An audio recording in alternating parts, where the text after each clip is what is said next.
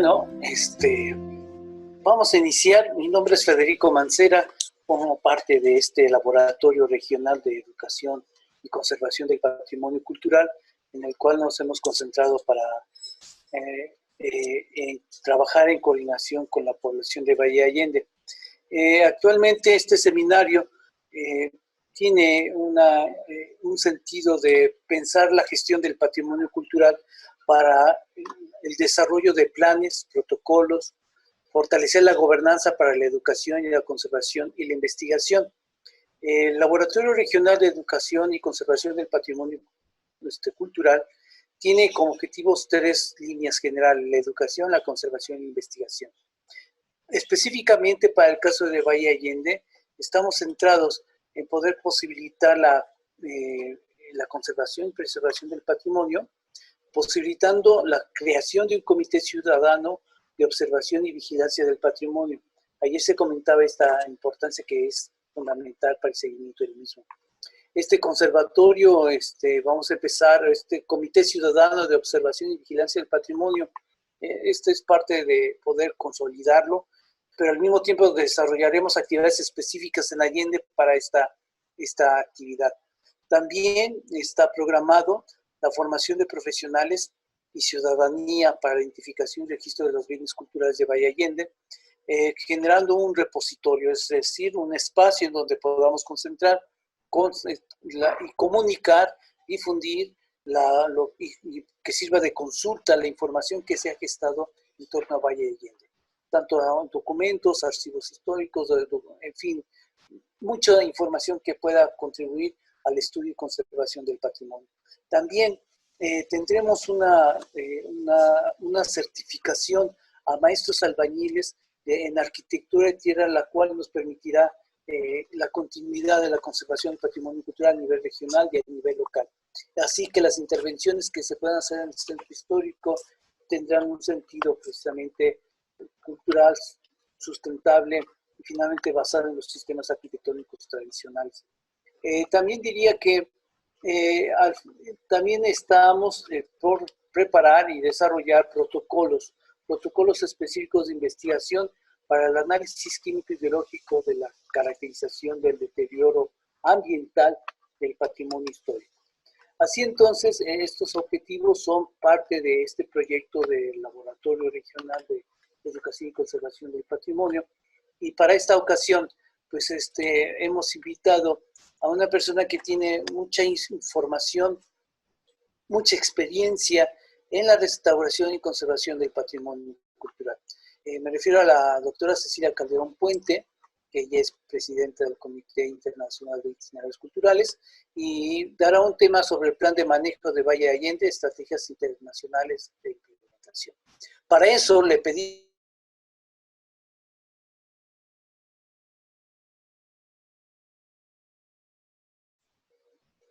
que, por cierto, patrimonios muebles edificados, concentrados en templos, tanto en el desierto como en la Sierra Tarahumara. Su trabajo ha sido muy importante y bueno, pues Carla es la que ha dirigido este proceso durante 25 años, creo yo, ¿verdad? Entonces, bueno, les doy la palabra a la doctora Muñoz. Muy bien, muchas gracias. Bienvenidos a todos. Bueno, yo les voy a presentar el currículum de la doctora Cecilia Calderón, que es doctora en arquitectura, experta evaluadora de patrimonio del mundo por ICOMOS UNESCO. Es presidente del Comité Internacional de Itinerarios Culturales, SIC, del Consejo Internacional en Sitios y Monumentos de ICOMOS, organismo A de la UNESCO, y como miembro experto es consultora para misiones de evaluación y monitoreo del patrimonio del mundo. Funda y dirige Cali Consultores, que es una industria cultural, asesora y consultora de sectores público y privado, social, así como CIGEPAC, que es el Centro de Investigación y Gestión de Patrimonio Cultural, donde se manejan archivos de fondo, así como investigación y museología. Ha participado como ponente en más de 50 seminarios, congresos y así como publicaciones, 30 publicaciones relacionadas a patrimonio en periódicos, revistas y libros especializados. Es profesor de tiempo completo de la Universidad Autónoma de Chihuahua en la carrera de Ingeniero en Desarrollo Territorial de la Facultad de Ciencias Agrotecnológicas. Bueno, muchas personas de seguro de las que están conectadas ahora conocen la trayectoria de la doctora Cilia Calderón y bueno, es un gusto poderla tener hoy aquí con nosotros y que nos dé toda su plática sobre Valle de Allende. Adelante, Cecilia. Pues muchas gracias por la invitación a este seminario organizado por CIELAB. Creo que es algo que muestra un avance de la idea de conservación de patrimonio no solo en Valle, sino en el estado de Chihuahua, que nos hace mucha falta. Y me remonto a hace, no sé, 30 años cuando terminé mi maestría en restauración, que me dijeron mis colegas, ¿y a qué te regresas a Chihuahua si allá no hay patrimonio? ¿Cómo que no hay patrimonio? Claro que hay patrimonio, nada más así hay 160 templos de misión regados en todo el estado, más todos los bienes inmuebles que están adjuntos a ellos, más todas las ciudades históricas, bla, bla, bla, bla. Entonces, esto me ha hecho venir para acá, regresar a mi tierra, quedarme a vivir aquí en los últimos 30 años. Quiero compartir pantalla, ¿ya podré compartir pantalla? Correcto. Sí. A ver. Bueno, vamos a ver. Ok, ¿la ven bien? Yo espero que sí. Plan de manejo. Me solicitaron que hablara del plan de manejo de Valle de Allende, las estrategias interinstitucionales de implementación. Quiero hacer unas notas iniciales al respecto de esta idea antes de continuar.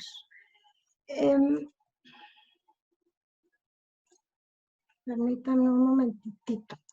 Estoy tratando de encuadrar mi espacio. Bien. De las notas iniciales que les quiero comentar y aclarar. Primero, la presentación se va a dividir en 3 etapas.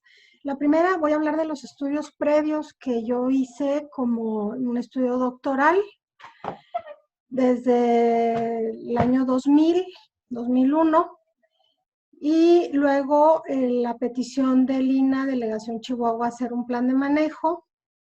Esa es la tercera parte. La segunda parte es ubicarnos un poco dentro de los avances de investigación de lo que es el Camino Real de Tierra Adentro, desde la nominación y la no nominación, porque ha habido mucha inquietud entre lo no nominado. Entonces, la idea es revisar esto. Pero voy a hacer 3 o 4 aclaraciones. Primero, esto que voy a presentar se fundamenta en mis estudios doctorales, como ya les comenté.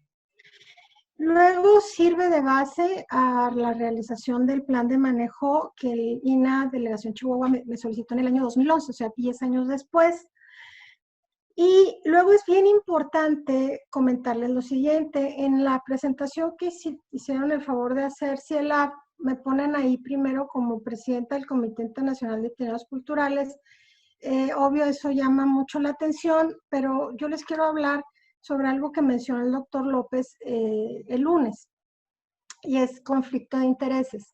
Como mexicana, yo en lo personal, como Cecilia Calderón, sin ser presidente de ningún comité, yo no puedo opinar a nivel internacional sobre el concepto. Yo en lo personal no puedo opinar directamente sobre el concepto del itinerario Camino Real porque, para empezar, soy mexicana. Y después, porque he trabajado 20 años el tema del Camino Real. Sin embargo, como presidente del Comité de Itinerarios Culturales desde el año 2017, sí puedo y debo definir en el momento en el que Patrimonio del Mundo me solicite expertos para hacer cualquier análisis en México, sea Camino Real o sea cualquier otra cosa, distinguir al experto idóneo para ese tipo de análisis y sugerirlo a Patrimonio del Mundo. ¿Por qué?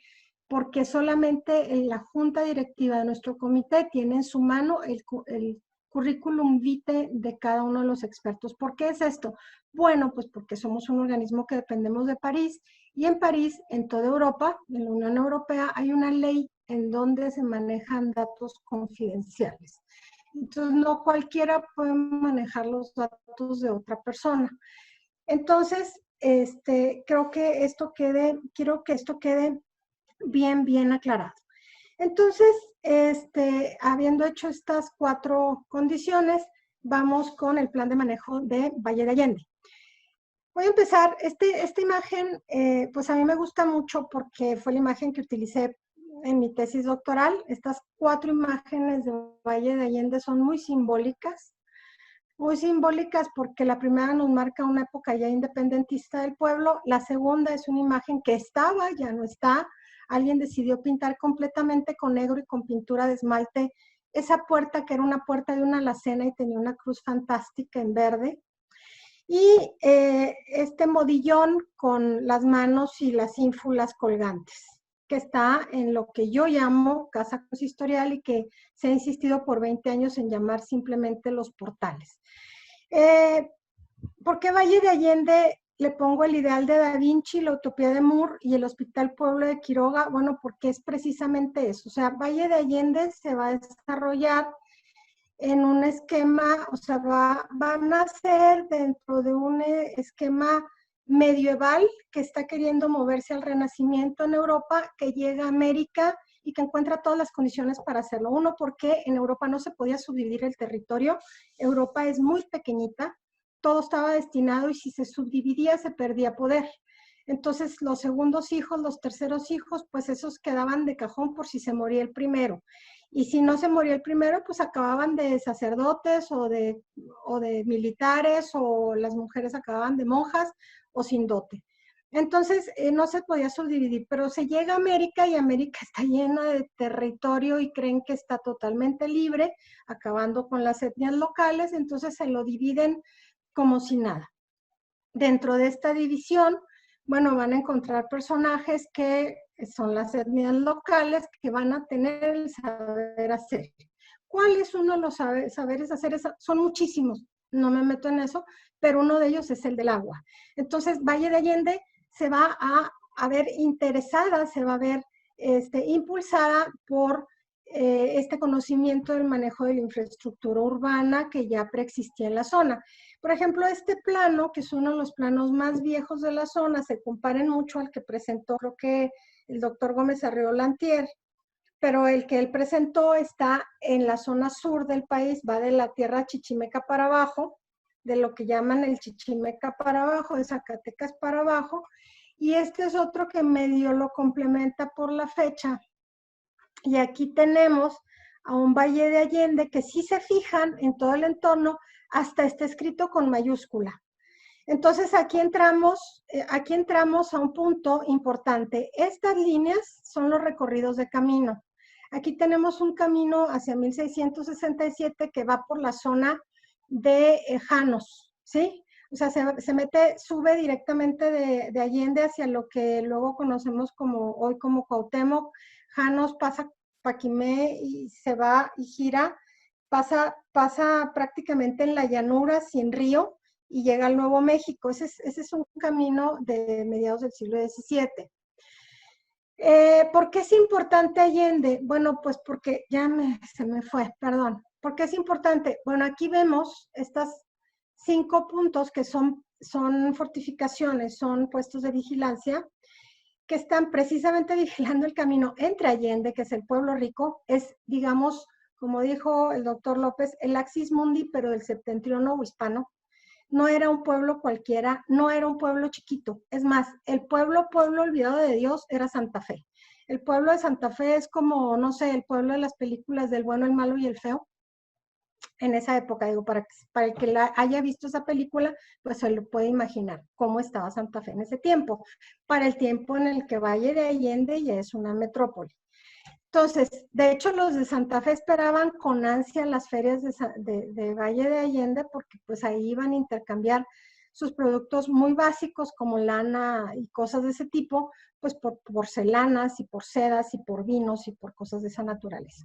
Entonces, tenemos a una zona llena de fortificaciones de vigilancia, de puestos de vigilancia, porque hacia acá están las salinas. Estas salinas que están en contacto muy cercano con lo que ya es el bolsón de Mapimí, y que son salinas que van a ser prohibidas. Hay muchos archivos en el Archivo de Indias, en el Archivo de la Nación, que van a prohibir el uso de las salinas a las etnias locales, y entonces se van a morir de hambre, porque las etnias locales usaban esos territorios, como bien lo menciona el doctor Guevara, los usaban para alimentarse, eran salinas rituales. Iban y hacían cosecha de sal, y con esa cosecha de sal había un ritual en donde se intercambiaban mujeres y bienes. Así, literal, mujeres y bienes. ¿Para qué? Pues para crecer a la raza, es decir, que no hubiera contaminación de sangre. Ellos sí sabían de contaminación de sangre, que no era lo que ocurría en Europa en ese tiempo. Ahí se casaban primos con hermanos, con sobrinos, con tíos. Y acá no, acá se cambiaba la sangre y se cosechaba sal. ¿Para qué? Para producir la comida más antigua que tenemos aquí en el estado, que es la carne seca, pero la carne hecha a base de búfalo, ¿sí? Entonces, el español llega, se apropia de esa salina, mata todos los búfalos, mete reses, y tenemos ahora un nuevo contexto. Entonces, aquí tenemos a Valle de Allende que se nomina o se dona por Francisco de Ibarra a Rodrigo del Río de Loza, y se le donan 2 caballerías de tierra. Estas 2 caballerías de tierra, pregunté por muchos lados qué era, lo busqué en muchas enciclopedias, y es tan relativo como el lugar en el que se encuentra. Entonces me fui con un ganadero y le pregunté, oye, ¿tú sabes qué es una caballería de tierra? Y me dijo, bien fácil, es la zona en donde pasta un caballo durante un año. Oye, ¿y más o menos en cuánto anda? Pues anda como en los 44 hectáreas cada caballería de tierra. Entonces yo me puse a ver qué nos ocupaba las caballerías de tierra, y apareció esta figurita. Esta figurita mide 2 caballerías de tierra, y viene aquí el río de Valle, y aquí el río de Valle se abre en la acequia madre y en el río de Valle. Y estos son los huertos de la zona de Jamaica. Entonces, teóricamente, este espacio sería el espacio original de fundación o de donación que hizo Rodrigo del Río de Loza a estos franciscanos para fundar que querían que fuera un pueblo de misión, hasta donde se ha manejado por ahí que fuera un pueblo de misión, y que no funcionó. ¿Por qué no funcionó? Pues porque era mucho más atrás. Uno, porque los indígenas de aquí no se dejan fusionar en pueblos de misión de nada. O sea, fueron a atraparlos allá en la sierra. Y en la zona de Valle era más productivo y era más cómodo para que el español que venía a asentarse pues hiciera un pueblo de ricos, porque finalmente era la zona central del Valle, era la zona de producción, se convirtió en este axis mundi. Entonces aquí tenemos la zona antigua, este es el Valle Nuevo. Entonces tenemos, dentro de todos los estudios, se los estoy simplificando después de un montón de años de estudio. Esta casa que ahorita tiene es propiedad de unas personas, otras personas de otro apellido. La casa original tiene el nombre de Hugo, que fue el más antiguo conocido al respecto de que lo tuvo. Pero empecé a analizarla, y la analicé, y tiene una cantidad de símbolos religiosos importantes, cierta iconografía, que me hizo entrar más en el punto, y encontré la actual Casa de Administración Franciscana, que está en Estados Unidos. Me fui a platicar con ellos, y ellos andaban buscando en qué lugar estaba sentada la Casa de Administración en la zona del Valle, en Chihuahua. Entonces yo dije, fusionamos información. Yo les dije, yo encontré esta casa, ellos me dijeron, nosotros teníamos una casa de administración, entonces es bien probable, no existe un documento que diga, esta fue la casa de administración, pero lo que dice el edificio desde su tipología es que este edificio fue la casa de administración. Su ubicación es exactamente atrás de lo que fuera este convento franciscano. Una calle lo separa. Esta es la calle que lo separa. Ahora, quiero acotar lo siguiente. Los arquitectos alegamos sobre las fechas de los edificios y muchas veces los arqueólogos o los antropólogos no nos creen, o los propios historiadores. ¿Por qué no nos creen? Porque quieren todo en papel. Lo quieren todo en un papel, que lo diga el papel, el archivo escrito. Pero si nos vamos a la teoría de restauración de Carlos Chanfón, que es otro de los teóricos reconocidos a nivel internacional, él nos dice, existen 3 elementos que la historia nos da como aval de la historia. Y son las tradiciones orales, los escritos y las edificaciones. Entonces, esta edificación nos está hablando de ese tiempo. Entonces me metí a estudiarlo un poco más y la reconstruí. Toda la manzana era una sola edificación, ahora son como 4 propiedades. Una está hasta aquí, otra es como hasta aquí, otra es esta y otra es esta. Entonces la reconstruí y entonces me metí a hacer análisis de trazo áureo, porque en el tiempo en el que se construyó aquí ese edificio, esa edificación, trae detecciones, trae información de tipo Edad Media.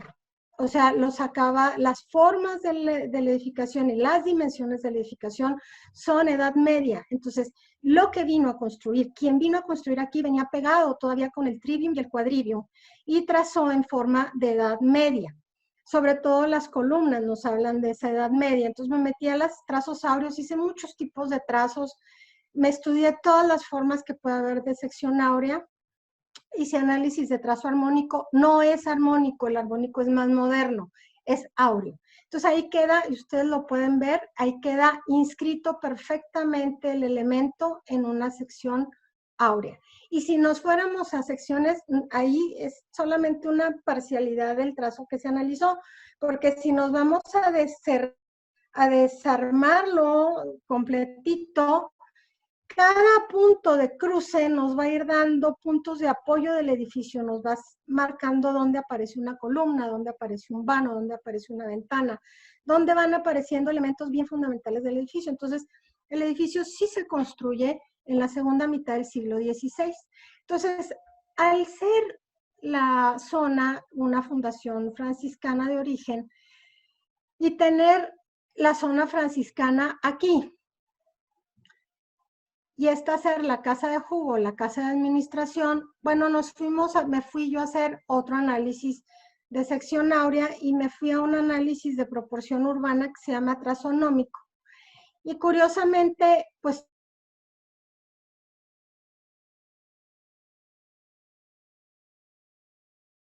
se ve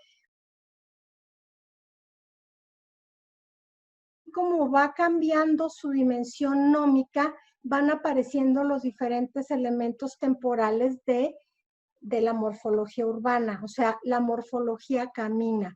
Y entonces la tipología podemos encontrar a lo que llamaría el doctor Ortiz Macedo, las invariantes del lugar. Entonces, la casa de jugo es una invariante del lugar. Tenemos varias, pero no voy a detener en todas. Y tenemos otra más. ¿Cuál es la otra más? Esta que no le han querido llamar casa consistorial, que nada más le llaman los portales y ven como importante esta partecita de enfrente. Esta es una reconstrucción, un plano reconstruido con las plantas reconstruidas de la investigación, y lo que ven dibujado así, no en bloque, pues fueron todos los edificios que se reconstruyeron a través de mi investigación. Entonces, aquí vemos pues diferentes desplazamientos. Vemos que viene la calle del Camino Real, cómo sale a Chihuahua, cómo entra a la calle del Comercio y cómo vamos hacia Talamantes. Entonces, así es como se vería una metrópoli del siglo XVIII, un axis mundi del septentrión hispano. era la ciudad donde todo el mundo quería llegar, era la ciudad donde había manera de divertirse y como diría la Carta de Atenas de principio del siglo XX, es el lugar en donde se puede habitar, trabajar, divertirse y transitar. Entonces, si lo cumple, es una metrópoli, porque desde la visión de diccionario, la visión de la teoría, la metrópoli es la gran ciudad, y esto era una gran ciudad. Hoy la gente lo ve como el pueblo, pero no era un pueblo, era una gran ciudad.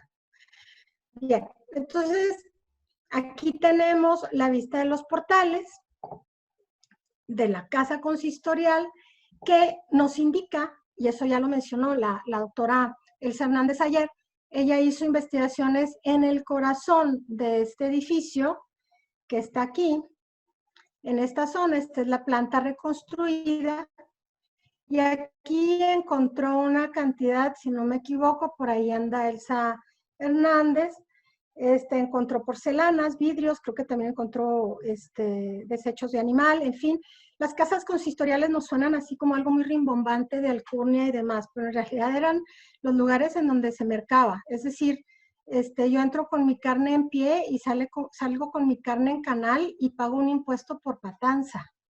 Entonces, era el lugar donde se gobernaba y donde se cobraba el impuesto, todo tipo de impuesto. No era la aduana, era el impuesto local. La aduana era para las ferias y cuando venía gente de afuera, pero esto es la casa reconstruida. ¿Por qué está reconstruida así? Bueno, pues porque encontramos lo que aquí comúnmente, popularmente se le llama las manitas, pero son modillones con manos e ínfulas. Estos modillones los encontramos en todas las esquinas de la casa. Las encontramos en estos puntos. Justamente aquí hay modillones, aquí, aquí, aquí y aquí, y a todo lo largo del edificio en la parte que permanecen los arcos. Todos estos arcos se perdieron. Aquí sería muy bueno hacer realmente un estudio arqueológico para ver si se pueden encontrar arqueología histórica, un poco de arqueología histórica para ver si se encuentran cimentaciones de todos esos arcos. Entonces, esta es una casa que está trabajada con una sección armónica, no con un trazo áureo.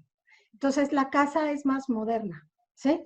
La casa, este edificio es más moderno. ¿Qué significado tiene? Bueno, de hecho, esto fue lo que me trajo a Valle en 1996, cuando el antropólogo Leonel Durán me invitó a trabajar con él en el Instituto de Cultura para sentar las bases de las investigaciones de patrimonio cultural en el Estado. Me dijo, ¿qué son las manitas? Y ayer lo mencioné, y entonces yo no sabía qué era, pues me llevó toda una tesis doctoral a entender las manitas. Y resulta que me apoyé en un teólogo dominico, que es el padre Amado, así se llama, el padre Amado. Y este sacerdote y yo estuvimos estudiando todos estos significados. Bien, el imperio español, para hacer que la gente viniera a territorios inhóspitos, generaba estos dibujos. Estos dibujos que no precisamente eran dibujos religiosos, pero parecían dibujos religiosos. Entonces se llaman alegorías. Es una alegoría que es religioso, por eso se llama alegoría. Entonces, este dibujo, por ejemplo, aquí tiene a San Pablo que tiene una esfera, y entonces hay una carta de San Pablo que dice, en ti serán bendecidas las naciones. Entonces a San Pablo se le dibuja con una esfera en la mano, como si tuviera el mundo en la mano. Entonces eso indicaba o le pedía o le decía a las personas que podían venir con gran libertad, porque aquí pues, ellos iban a ser los que iban a mandar. Ese era el mensaje que les estaban enviando cuando lo que se visualizaba en una sociedad medieval, medio oscurantista, es que en esta zona había unicornios, sirenas, duendes y cosas por el estilo, y ciudades de oro, ¿no? Como este texto que escribe Marcos de Niza, ¿no? Donde existen las 7 ciudades de oro, Cíbola y las 7 ciudades de oro, Cíbola, Quivir y las 7 ciudades de oro. Entonces, y hicimos el análisis y viene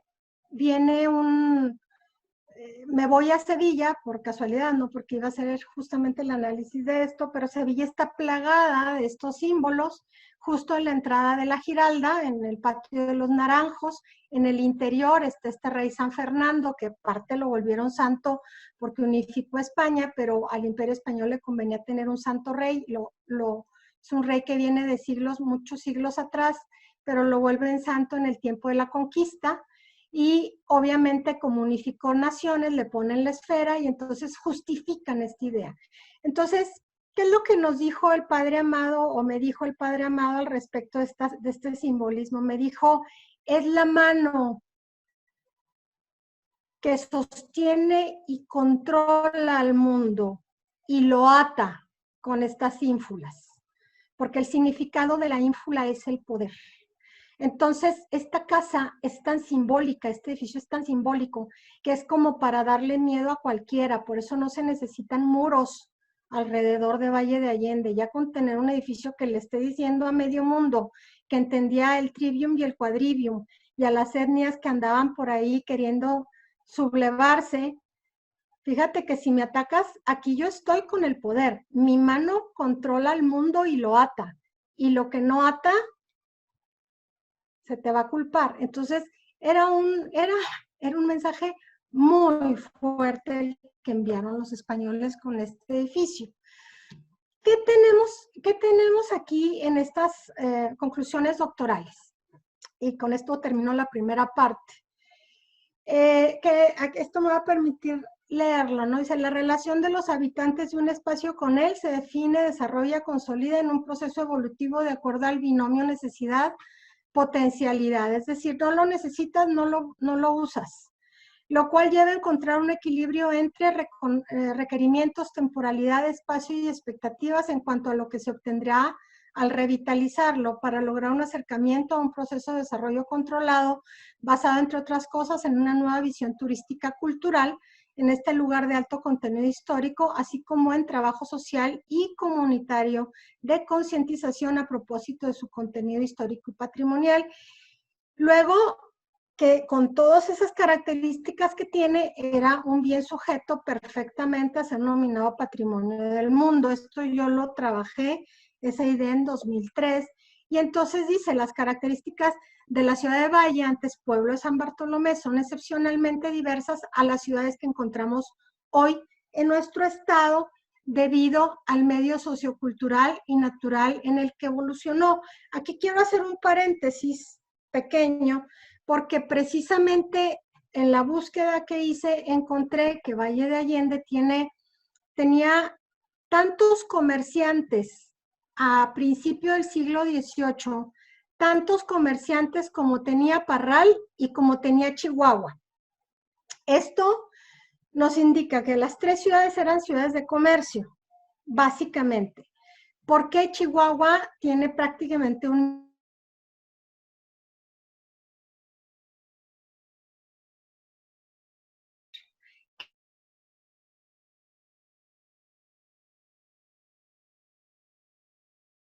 antes que si hoy la ciudad de Chihuahua es considerada la capital del estado, el centro de actividad comercial, económica, de todos tipos y de todos niveles, bueno, en aquella época Valle era lo mismo, o sea, el símbolo era lo mismo. Entonces, como único, porque finalmente Chihuahua con su crecimiento destruyó el trazo y el bagaje histórico, el último trazo se fue con el hoyo, yo le digo el hoyo de la calle Independencia, que es la calle que cruza principalmente la ciudad de Chihuahua.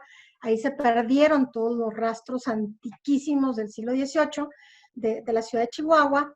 Parral todavía guarda algunos elementos, pero Valle guarda la mayoría. Entonces, Valle es único. Este asentamiento humano es, por tanto, irrepetible.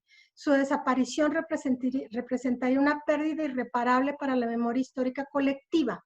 Por ello se pone aquí en evidencia su importancia tanto de ubicación, de socialización, de desarrollo, diversificación en edificación, para cubrir con requerimientos diferentes, todo para hacer conocimiento a quien pretenda vivirlo, vivir de él o simplemente conocerlo, el tesoro que representa y que por hoy puede además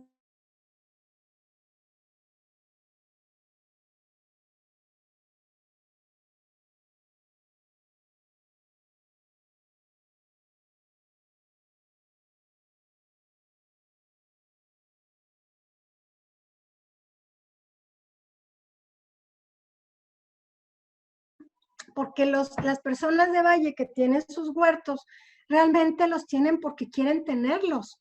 Sus huertos no les producen para vender, o sea, no es un medio de sobrevivencia.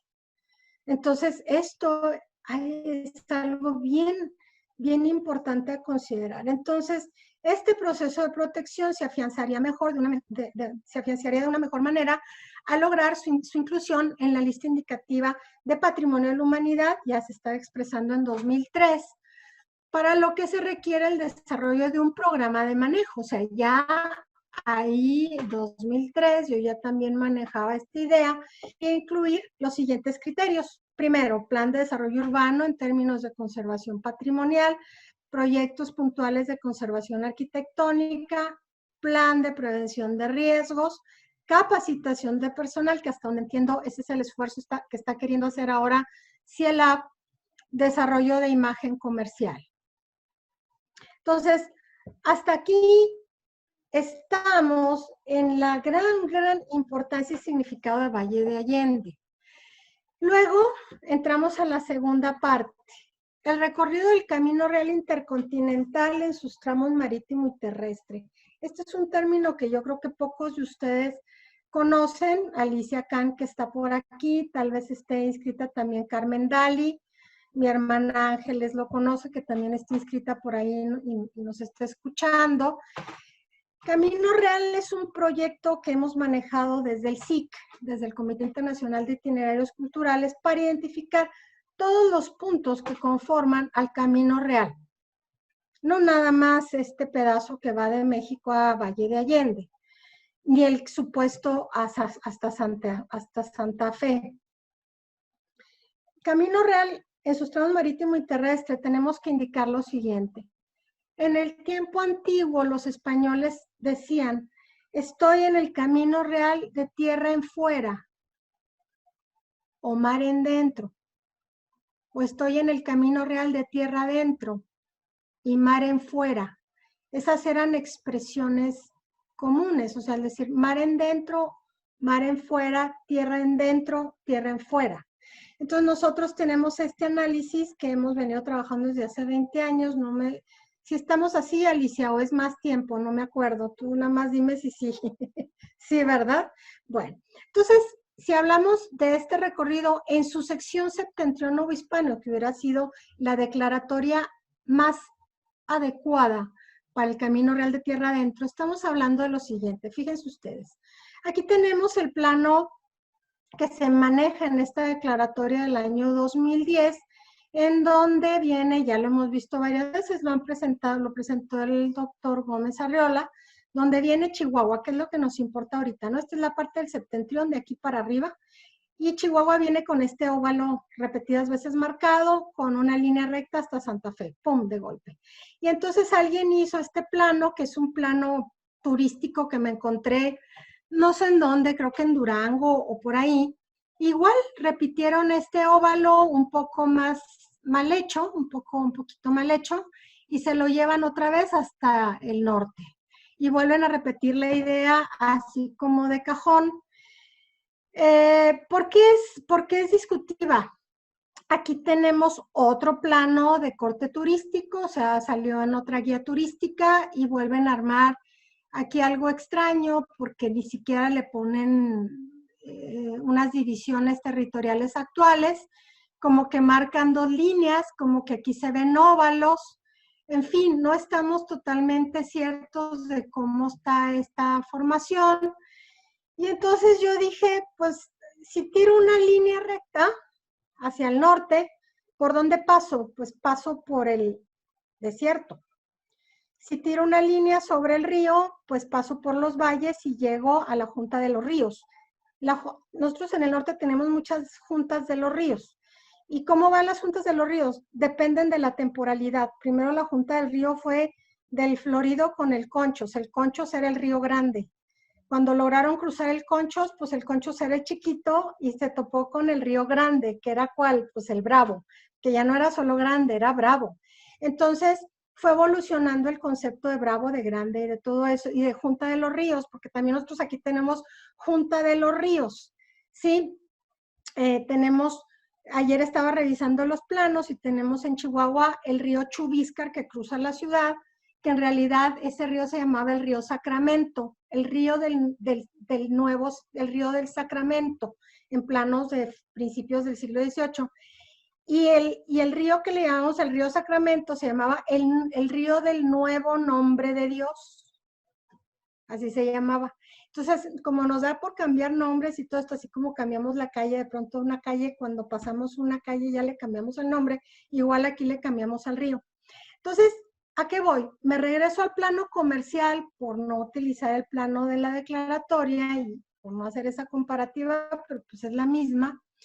Y me voy a este plano que yo trabajé en el año 2003, después de mi tesis de doctorado, porque pues mi tesis se había restringido a Valle de Allende, y en 2004 yo ya entré a este proyecto común con el SIC, y entonces hice un planteamiento y dije, bueno, yo creo, porque no había estudiado el entorno territorial, que puede que el camino vaya de Valle por la zona de Parral y luego le da la vuelta a Chihuahua, o se va por Jiménez y llega a Chihuahua y de ahí se va para el norte. Eso dije, ya les voy a mostrar secuencialmente la aparición. Fui montando planos. Ojo, estos son planos manuales, no son planos de SIG. Ahorita vamos a ver uno en SIG. Entonces fui montando planos. Ahí le monté un plano común, un plano de carreteras. Y luego le monté uno de carreteras más específicas. Entonces aquí tenemos hoy la carretera Panamericana, esta es, y por acá anda Valle de Allende, por acá Parral, esta es la Panamericana. La Panamericana no, ojo, no es la que es autopista para los que somos de Chihuahua, sino que es la sencilla. Esta es la autopista y esta es la sencilla que se corta aquí y luego viene subiendo por Parral. Bueno, y entonces yo dije, bueno, entraron por el sur, si vieron se remarcó más el plano, ¿no? Entran por el sur, llegan a este relajo de ríos, arroyos y asentamientos que va a ser la zona del Valle de San Bartolomé, y luego se desplazan por Parral, esa fue ya la línea que desplaza por Parral y se va a Chihuahua, y luego ahí sube hasta Santa Fe. Y le dije, pero puede ser del otro lado, ¿sí? Porque no lo había estudiado a fondo. Y entonces dije, bueno, pero ¿y si es por el lado del sur? Y entonces sigue a Coronado y luego le da la vuelta y luego se sigue por ahí y sube a Chihuahua y luego se va para el norte. Pero dije, no, pero luego si me equivoco, pues puede ser alternativo esto, ¿sí? Punteadito ya.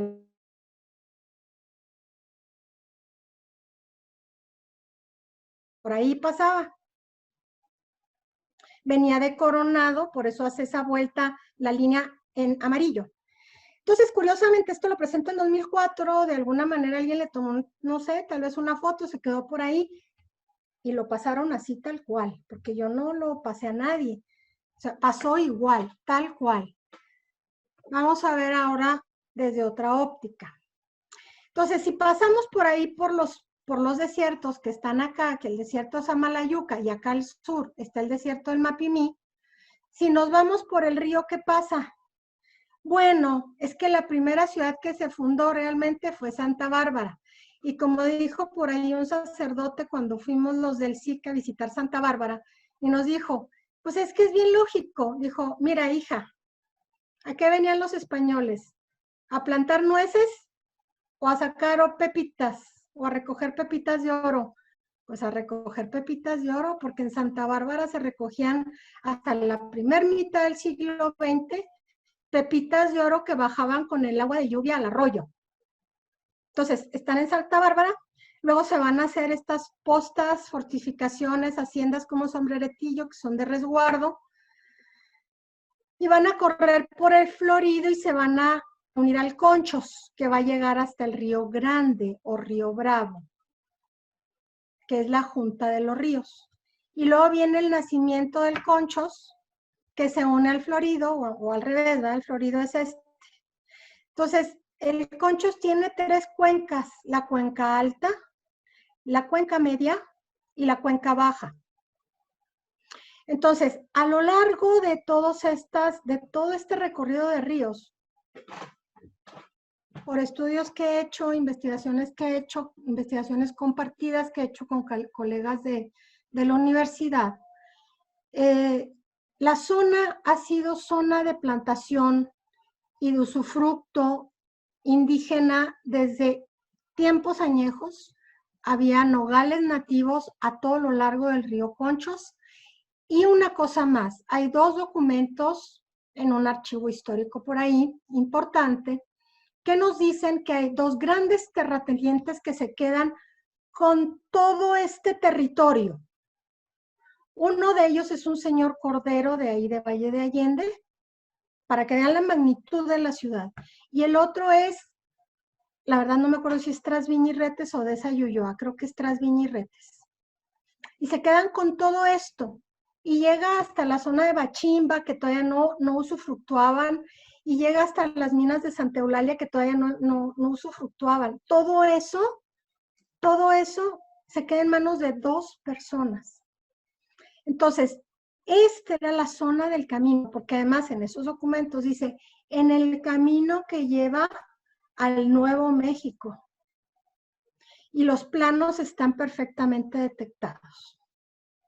Y para darnos una idea, aquí va otro plano más, que ya es un plano de 1726 que nos está marcando el camino.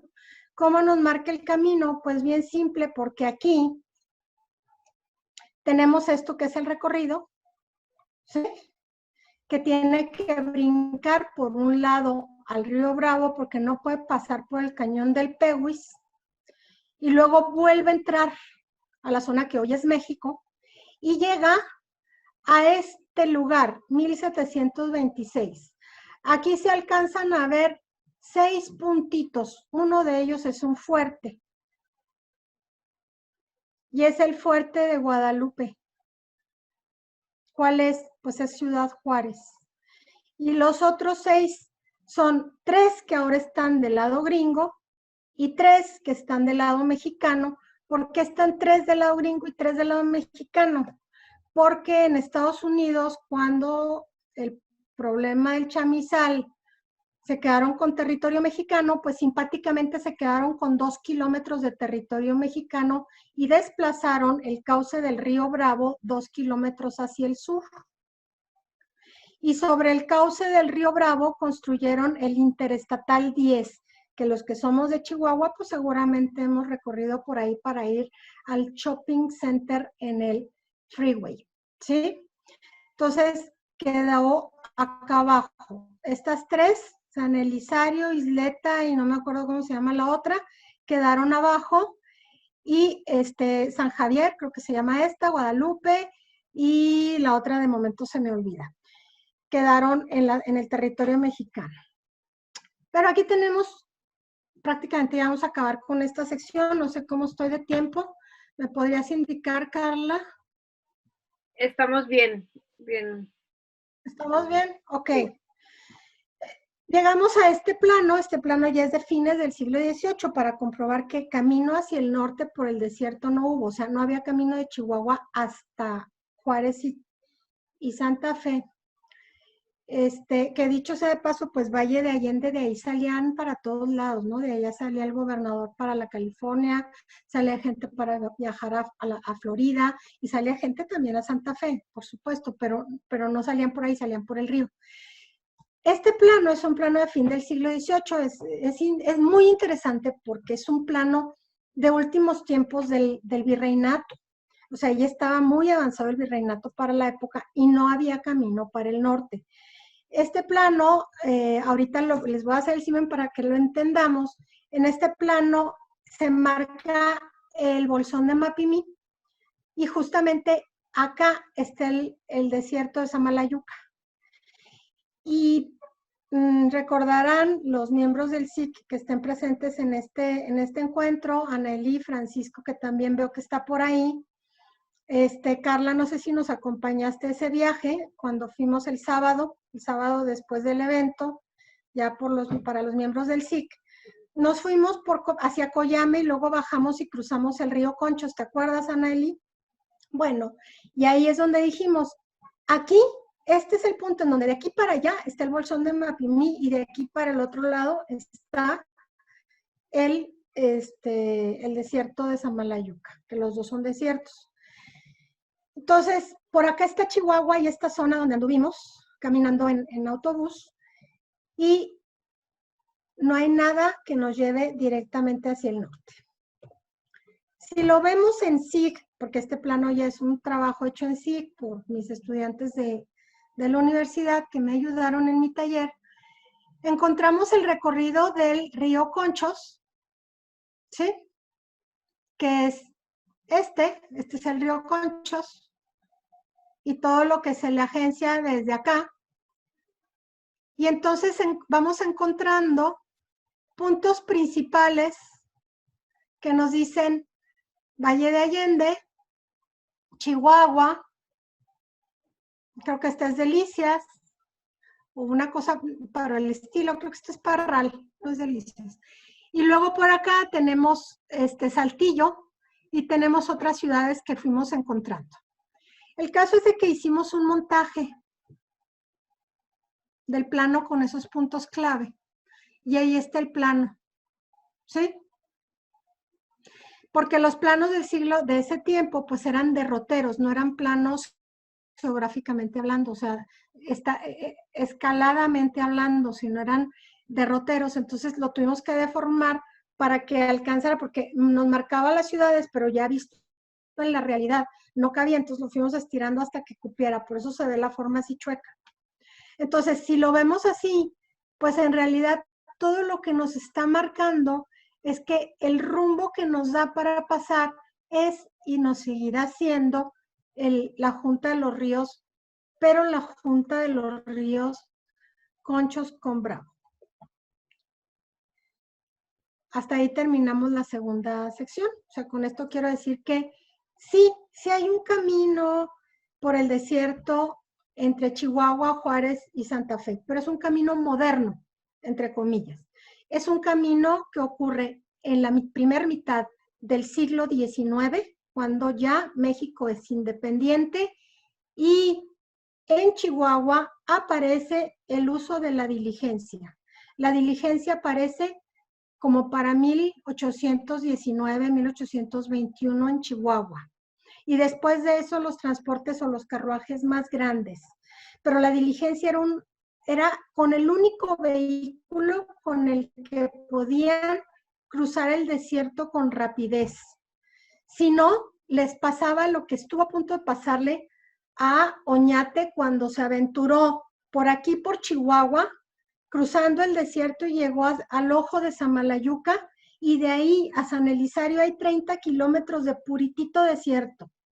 Y si transitaban de a 10 kilómetros por día, que esa era lo que puede caminar una recua al día, fueron 3 días sin agua. Y como dijo simpáticamente uno de los historiadores de San Elizario que tuve oportunidad de platicar con él, a Oñate ya le andaba. Ya estaba pensando que iba a morirse de sed. Dijo, es que a Oñate ya le andaba. Dijo, y llegó y vio toda esta agua en San Elizario y vio a los patotes. Y entonces comió a los patotes y tomó agua. ¿Cuáles son los patotes? Bueno, son unos patos grandes, grises y feos que se llaman ánsares. Y entonces por eso es que los gringos del sur de Estados Unidos dicen que ellos son los primeros que celebraron el Thanksgiving Day, porque Oñate lo celebró, pero en realidad no celebró el Thanksgiving Day, o sea, simplemente ya le andaba de hambre y de agua y de descanso, se estaban secando en el sol y llegó con un contingente de 700 personas entre ancianos, familias, soldados, recuas, animalitos, de todo. Y entonces pues ya les andaba, se comieron a los patotes estos que eran realmente ánsares, pero ese recorrido fue una vez. No lo volvieron a hacer porque se iban a morir en el desierto. O sea, él creyó que sí había agua porque iba encontrando arroyitos, ojitos de agua en el camino de aquí hasta el ojo de Samalayuca, pero se quedaron sin agua los últimos 30 kilómetros. Bueno, entonces con esto cierro la segunda parte y me voy a la tercera parte. Una vez que todo esto ha ido trabajando, se pasaron los años y 2011 la delegación INA de Chihuahua, que estaba a cargo de la maestra Elsa Rodríguez, nos solicitó como empresa realizar el plan de manejo para Valle de Allende, lo cual nos dio muchísimo gusto porque dijimos, ahora sí ya va a haber un empuje al desarrollo de Valle de Allende. Entonces, el equipo que trabajamos, Valle de Allende, fuimos pues yo como responsable, mi hermana, mi socia como colaboradora, que anda por allí en el evento, nos está escuchando, y los jóvenes de este taller de integral de patrimonio de CIGEPAC, que eran 9 o aquí fueron 8 jóvenes, que entonces eran estudiantes de arquitectura, ya muchos de ellos arquitectos experimentados, en fin. Entonces hicimos este plan de manejo en donde trabajamos 3 elementos, ¿no? Lo básico, como diría mi colega Rosana Genovese. Dijo, yo tenía un maestro muy inteligente que nos decía que hacer un proyecto es muy simple. Usted tiene que hacer un proyecto con 3 condiciones. Diagnóstico, análisis, diagnóstico y propuesta. Pues es bien fácil. El único chiste es que usted tiene que ser especialista en ese tema. Si no, no lo puede hacer. Entonces, en el diagnóstico manejamos 4 elementos o tal vez más. Yo creo que a lo mejor un poquito más. Pero los básicos importantes son estos, ¿no? Analizamos medio humano y natural, morfología urbana, arquitectura de la ciudad, análisis y valoración de los elementos estructurales y ornamentales. Ustedes están viendo en su pantalla una imagen de este perímetro que había salido de mi tesis de doctorado, con una mancha, con un manchado en marca en amarillo. Esta marca en amarillo es lo que consideré yo en lo personal como área histórica, es decir, lo que se construyó hasta por lo menos 1900. Todo lo construido 1900, no solo lo fundacional, sino hasta 1900. Luego viene un color como carmesí, que ya nos habla de un poquito de años más, unos 20 años más. Luego lo café, que ya nos habla hasta la primera mitad del siglo XX, y luego lo rojo, que ya es todo este crecimiento actual que tiene Valle de Allende. Entonces ese fue un plano fundamental. Entonces nos regresamos a la imagen que habíamos visto y entonces nos preguntamos, bueno, vamos a trabajar esto, pero vamos a ver cómo entra esto en el perímetro de declaratoria de patrimonio del mundo que se manejó, las áreas que manejó Patrimonio del Mundo y las áreas que estaba manejando el INA. Aquí tenemos un plano en donde nos queda más o menos claras las áreas que estábamos manejando nosotros y las áreas que estaba manejando el INA. Para que se den una idea, los inmuebles que estaba manejando el INA como patrimoniales en este tiempo se enmarcan en esta estructura rígida que corta el perímetro que yo había definido y que incluye lo que es la zona de los huertos de Jamaica. Los inmuebles que pertenecen al INA son los que están trabajados por mí con planta definida y los azules. Los que yo definí fueron los que tenía también trabajados con planta especificada, o sea, planta arquitectónica reconstruida, y los que están en rosa. Entonces yo incrementé grandemente la cantidad de edificios sujetos de ser analizados por el estudio o ser protegidos. Aquí nos vamos al plano oficial de la declaratoria. El plano oficial de la declaratoria cubrió una zona mayor de edificios sujetos a protección en el área de amortiguamiento. El área de amortiguamiento es esta, ¿sí? es esta de aquí, ni siquiera respeta ni el área de Lina, ni el área que yo había manejado, y corta también al paseo, a lo que es el Camino de Jamaica y el Paseo de Jamaica, que de ese vamos a hablar ahorita. Y entonces pone un núcleo, una zona núcleo, que desgraciadamente la marca nada más por el área que se detectó como el Camino Real, la zona de manejo del Camino Real y los inmuebles que están contenidos ahí. Los corta radicalmente porque sabemos perfectamente que los territorios aquí, que el espacio de la parcela es alargada y nos ocupa no solamente la parte que colinda con el camino. Entonces, por eso es que hay un área como de amortiguamiento mayor. Entonces es el plano oficial. Entonces, en este diagnóstico, ¿qué encontramos? Encontramos que existe una traza urbana original, que esta traza fue seccionada hacia el lado este por el área conocida como Camino de Jamaica, ¿no? Como Camino de Jamaica, y coincide con la zona de amortiguamiento, aquí estoy leyendo tantito, de la propuesta de la declaratoria, y tal vez por eso decidieron cortar esta zona de Jamaica.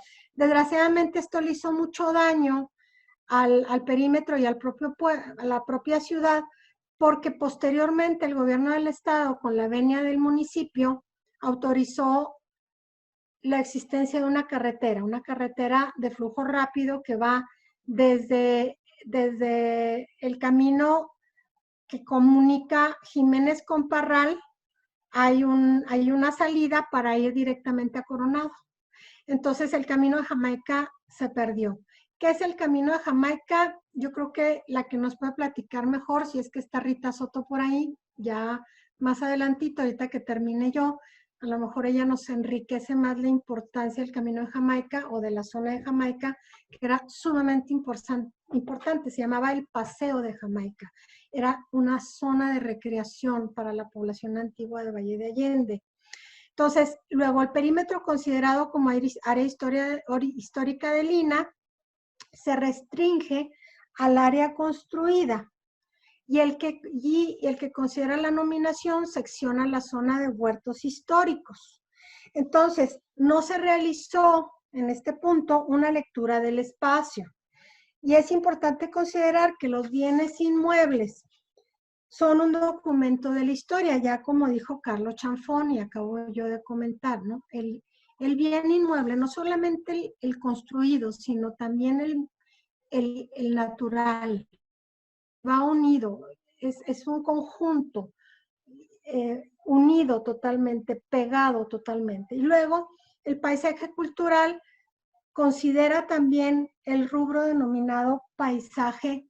El patrimonio cultural considera también el rubro denominado paisaje cultural, por lo que fue necesario revisar los perímetros de protección del área principal, así como las zonas de amortiguamiento para este plan de manejo. Y entonces, dentro de esta característica arquitectónica base, encontramos 4 o 5 cosas interesantes. 12 inmuebles y conjuntos con tipología representativa del lugar que requieren conservación inminente. 12 edificios que representan una tipología comercial. 5 de ellos son de 2 niveles. Esto es bien importante porque en el archivo que yo encontré esta información, que ahorita no me acuerdo cuál fue, si fue el General de la Nación o creo que fue el General de la Nación o fue el de Indias, relata el nombre de los 12 comerciantes que había en cada pueblo. Bueno, ciudad, pueblo, porque antes no existía ese esquema de ciudad. Cada pueblo, que eran Valle, Parral y Chihuahua, da los nombres de los 12, son 12 en cada lugar. Entonces, curiosamente hay 12 edificios con tipología comercial. 5 de esos edificios son de 2 niveles, los otros 7 son de un solo nivel. Luego, hay diversos inmuebles contextuales que se conservan con deterioro considerable y otros que se han perdido parcial o totalmente. De esto, pues, a 9 años de distancia de este análisis y diagnóstico, habría que hacer otra vez una cuenta para ver cómo va el daño. Entonces, al momento de realizar el plan de manejo, esto es lo que encontramos. Encontramos el perímetro que conservamos nosotros del plan de manejo desde el doctorado, desde la investigación de doctorado lo manejamos en el plan de manejo, manejamos el plan de Lina, el de la Declaratoria de Patrimonio del Mundo entra más o menos en el mismo esquema de Lina. Ahorita vamos a ver otro planteamiento. Y encontramos aquí la definición de qué edificios estaban en un daño importante. Bueno, los que vemos en amarillo son los que están bien conservados. Por ejemplo, esta es la casa de Rita Soto. Está bien conservada. Este está bien conservado. Este está bien conservado. Los que están en un color anaranjado están con deficiencias en su conservación, y los que están en rojo o están sin conservación o salen fuera del contexto histórico, ya construyeron otra cosa o se perdieron. Entonces, la situación vista hace 9 años estaba grave. Yo me pregunto cómo está hoy, porque hace 9 años no voy. Entonces, la propuesta en este momento fue hacer un análisis de la dimensión territorial del problema, recuperar el carácter urbano arquitectónico, es decir, traza y volumen, analizar riesgos, proteger el patrimonio cultural y natural y revisar el concepto de vida en comunidad, es decir, de la cohesión social, que es, creo, en gran medida lo que se quiere revitalizar aquí con en primera instancia, con este CIELAB, con este seminario. Si ustedes se fijan aquí, no manejamos en absoluto el concepto imagen urbana. ¿Por qué no manejamos en absoluto el concepto imagen urbana? Porque la imagen urbana es relativa. Independientemente de que muchos de los planes, programas y proyectos y todo digan imagen urbana, el concepto imagen urbana viene de un tiempo, del tiempo de la posmodernidad, que ya caducó, ya estamos ahorita en la posverdad, y se refieren mucho a un texto que hizo, un libro que hizo Kevin Lynch en ese tiempo de la posmodernidad, y se llama La planificación del sitio. Y en la contraportada del libro dice que habla de la imagen urbana, pero en realidad él se refiere a cómo nos imaginamos el lugar, cuál es nuestra imaginería en torno a esto. Habla desde una visión sociológica, no de aspecto físico. Y hemos comprado la idea del aspecto físico neto del lugar. Cuando hacemos eso, pues ocurren dramas como lo que ocurre en Zacatecas, ¿no? Zacatecas, si van a Zacatecas y lo visitan, dicen, ups, que qué bonito, ¿no? Qué bonito se ve Zacatecas. Y queremos entrar a uno de nuestros mejores edificios que veamos, a un edificio simple, sencillito. Esperamos encontrarnos un patio antiguo y resulta que nos encontramos una losa de concreto, ¿no? Con todo el espacio cerrado y sellado. Y entonces un espacio que no es respirable, que no tiene nada que ver con lo que nos está mostrando la fachada. Entonces, por eso no manejamos la idea de imagen urbana, porque la imagen urbana es una falacia desde esta visión filosófica. Entonces, es preferible hablar del carácter urbano porque nos recuerda un poco esta teoría de la arquitectura, donde hablamos de los edificios con carácter. Es decir, si tú muestras un edificio por adentro y por afuera, es lo que es. Entonces, el carácter urbano es lo que en este plan se manejó como presentable. Entonces, aquí me detengo un poco en lo que es la dimensión territorial para mostrarles 3 láminas. Esto es Valle de Allende más alejado desde una visión de fotografía aérea, porque no había SIG en ese tiempo. Entonces, esta fotografía aérea nos está marcando la ciudad nueva, el pueblo original en donde se alcanzan a ver sus vías de comunicación, el centro de la población y la imagen de las dos caballerías de tierra. Todo esto que vemos aquí, pues sale con un poco color porque eran fotografías blanco y negro en ese tiempo. Y entonces vemos el recorrido del río de Valle, y por supuesto que donde está el recorrido del río de Valle es donde están los huertos, donde están los plantíos, donde se desarrolló esta idea del vedor y todo este asunto. Entonces, Valle no existe sin el río de Valle, Valle no existe sin sus huertos, Valle no existe sin todo este espacio. Entonces, ¿qué es lo que tenemos que considerar para Valle? Debo decir, esta es la carretera, este es el entronque que viene donde salimos de la carretera que conduce de Jiménez a Parral, Entonces, esta es la carretera, Jiménez a Parral. Esta es la salida del entronque y viene hacia Valle. Por aquí entraríamos, digamos, por una entrada más o menos antigua, por aquí. Y la otra es esta entrada nueva y rápida que hicieron, en donde cortaron el camino, el paseo de Jamaica y pusieron la carretera hasta con un puente y todo para cruzar el río y cosas así, le metieron algo casi reversible. Y entonces aquí vamos hacia Coronado. De aquí para acá, pues hay un camino que es un camino que nos lleva precisamente a Talamantes, de Talamantes nos llevaría a ciertas fortificaciones, a dos por lo menos postas, y podríamos entrar a Santa Bárbara y también conducirnos a Parral por una zona que vendría como por acá y ya no está en la foto. Entonces ya más o menos les expliqué cómo está el entorno y esto sería el plano que propusimos para proteger desde el plan de manejo global. Como se nos hizo muy importante toda la zona del río, dijimos, ¿y por qué no protegemos toda la zona del río hasta Talamantes? Por ahí en días anteriores alguien habló de Talamantes, pues en el plan de manejo está considerada la protección también de Talamantes, aunque no entramos específicamente con análisis de Talamantes, se manejó la idea de la protección global de Talamantes. Entonces, tenemos aquí ciertas áreas de definición.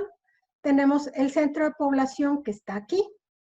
Tenemos la zona central o el core zone, que es lo que se dice desde las declaratorias en inglés, que es esta sección chiquita, esta línea. Luego tenemos la zona protegida, que nosotros estamos manejando toda la zona de las dos caballerías, así protegida.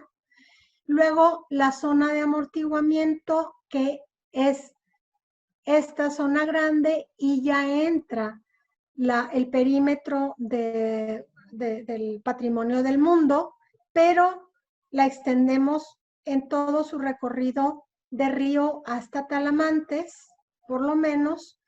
Luego tenemos una zona de transición que es esta. Y esta zona de transición, perdón, esta es otra zona de amortiguamiento que no estuvo indicada aquí. Esta es la zona de transición. Esta es una zona de amortiguamiento en donde la idea era que ya no se construyera más, porque como las entradas del lugar eran por aquí o por acá. Si ustedes vienen en carretera de aquí para acá, lo que se alcanza a ver es un gran arbolado de los nogales centenarios que hay. Entonces, al construir edificaciones en toda esta zona de carretera, se pierde la perspectiva del paisaje natural, que es el paisaje cultural. Entonces, se hizo la propuesta de ya no permitir más edificaciones en esta zona para controlar ese desarrollo y en todo caso generar actividades que tuvieran que ver con naturaleza, nada más. Esto que ven ustedes aquí son las fosas de reciclado del agua servida, que tienen una laguna de oxidación terminal, en donde todavía llegan ánsares, patos, yo no sé si llegan garzas, pero llegan una serie de aves migrantes, o llegaban en ese tiempo. Entonces, es una zona que era interesante de mantener en naturaleza. Y luego la zona de transición que está acá abajo y que en realidad viene a unirse con el crecimiento nuevo del Valle Nuevo, del Valle del siglo XX, y que es una zona en donde se proponía meter toda la infraestructura y equipamiento que requeriría este espacio que iba a recibir turismo cultural en otra escala. Donde se pueden meter hoteles, donde se puede meter una zona de estacionamiento vehicular, porque la propuesta era generar un valle peatonal exclusivamente, porque además valle lo pueden cruzar en toda la zona de protección en un lapso de 20 minutos y en el otro sentido en menos, entre 10 y 15 minutos, depende de dónde crucen. Entonces es chiquito. Entonces se planteaba poner zonas de estacionamientos, zonas de manejo de autobuses foráneos, zonas de hoteles, bla, bla, bla. Eso es lo que se planteó. ¿Qué pasó con este plan?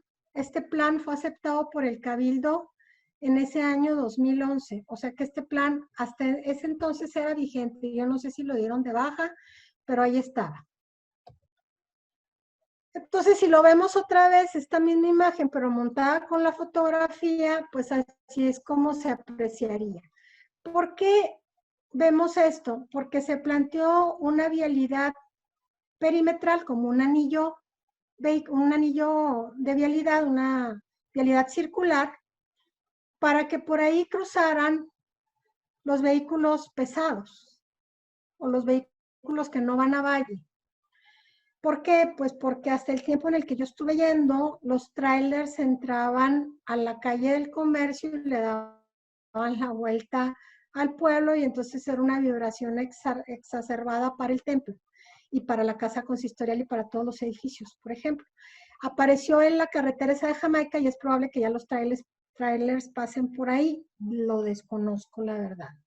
Pero la idea de esta vialidad perimetral era más o menos meternos en aquellos planteamientos ingleses en donde está el outer ring, el inner ring, el green belt y todo este rollo, en donde zonificamos de alguna manera circularmente el espacio y permitimos una libertad a los espacios centrales que son más antiguos y los dejamos vivir en paz. Ese era el plan general. Entonces, acompañado de este planteamiento, dijimos, pues, deberemos hacer manuales que nada más se planteó la idea, ¿no? De conservación de diferentes cosas, de cubiertas, de piedras, de cantera, de adobe, de arqueología histórica, de huertos históricos, de cómo integrar instalaciones, porque eso es un problema, ¿no? Nos encontramos al paso de tantos años de estar ahí, que la gente como no sabía dónde meter sus baños, pues los ponía en los patios, ¿no? Entonces llegó un momento en el que yo le dije, por ejemplo, ahí a los de las paletas, les decía, pues el baño póngalo en otro lado, vamos buscando el otro lado, y la gran sorpresa es que un buen día, ¡pum!, desapareció el baño del patio y lo integraron adecuadamente en el edificio, no lo dañaron, lo dejaron perfectamente bien. Entonces, manuales para todo. Luego de ahí vino la tercera parte del proyecto, que fue la gestión. Planteamos proceso, analizamos cómo se estaba llevando la gestión actual de la zona. Realizamos una gestión que le llamamos gestión planeada, o sea, cómo iba a manejarse este proceso de gestión. Dentro de estos procesos de gestión, dentro de la gestión actual que detectamos, encontramos que había una gestión pública, o sea, había un municipio que tenía cierta capacidad para desarrollarse en este tiempo, que había una cierta participación de la sociedad y que había unas organizaciones no gubernamentales, las listamos y tal. Luego, en la gestión planeada, establecimos estrategias de sustentabilidad, ciertas directrices generales y específicas de preservación y valoración. O sea, tendríamos que entrar con cada edificio a decir, este vale, este no vale, o si vale, cómo hay que hacerlo, cómo hay que trabajarlo. O sea, es necesario hacer trabajo muy en punto. medidas y acciones previstas y recursos comprometidos al efecto. Esta gestión planeada, bueno, nos inspiramos en mucho.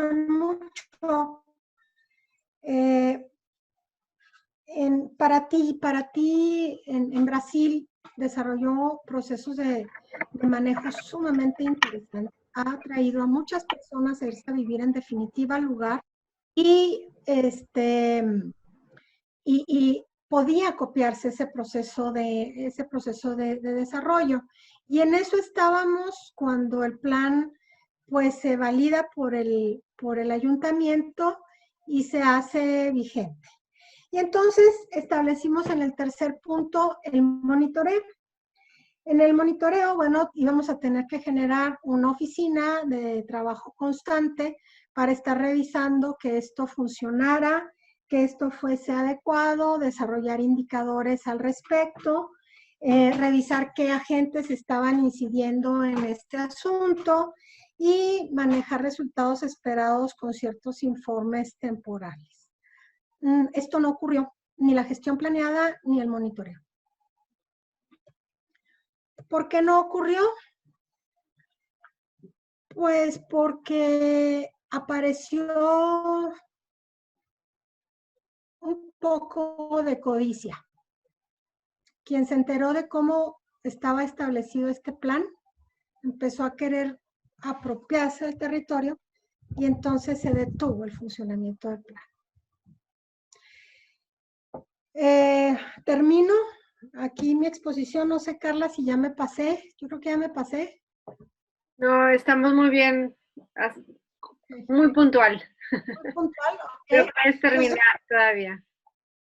Ok, entonces, hicimos planteamientos de que se podían desarrollar guías turísticas, desarrollar textos con leyendas, de leyendas urbanas, hay muchísimas, todo lo que la población de Valle produce, desarrollar arte, conservas, arte culinario, o sea, hacer un montón de folletería que saliera al mundo y que se pudiera promover Valle en las guías Roji, en fin, era un montón de posibilidades para el lugar y esto no ocurrió. Yo me quedo en este momento hasta aquí. Yo quisiera agradecerles, no sé si cubrí las expectativas del seminario de CIELAB y toda esta presentación. No sé si me salí de contexto, espero que no, pero yo creo que hasta aquí me quedo con mi presentación. ¿Puedo dejar? Muy bien. Al contrario, Cecilia, creo que fue muy enriquecedor y sobre todo empezar desde tu tesis y el gran nivel de investigación con toda tu experiencia que has desarrollado y como se dice, tirado el lápiz, ¿no? De horas y horas y horas. Creo que nos puede dar mucha pauta y creo que estando aquí personas de Valle de Allende, pues se puede ver el gran trabajo que ya está hecho, ¿no?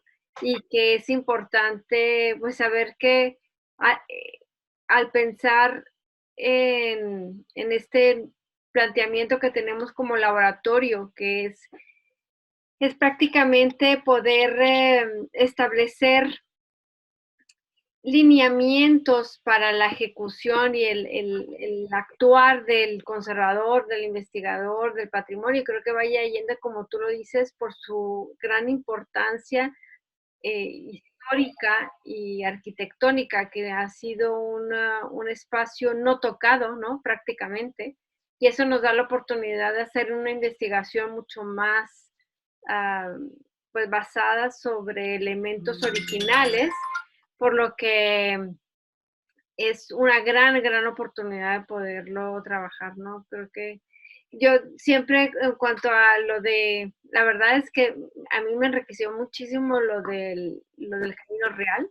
No tenía, de verdad que me has dado mucha información que estuve aquí apuntando, sobre todo porque por mi investigación, a mí siempre me ha importado y saber un poco más sobre esas ramificaciones que tuvo el Camino Real, que de tierra adentro, que si se le puede llamar tierra adentro, como puede ser Cusiguiriachi, como tú sabes que para mí Cusiguiriachi, la importancia también, como siendo una alcaldía mayor, ¿no? Cómo pudo haber tenido esa, pues la afluencia comercial que tuvo Cusiguiriachi y que daba camino a Sonora. Entonces, ahí... Pasaba por... Exacto, exacto, precisamente. Entonces, como templos de misiones y Cusiguiriachi estaban conectados por esos caminos, ¿no? Entonces, ese comercio, pues, es muy, muy importante para el estudio de todo patrimonio histórico arquitectónico de Chihuahua, ¿no?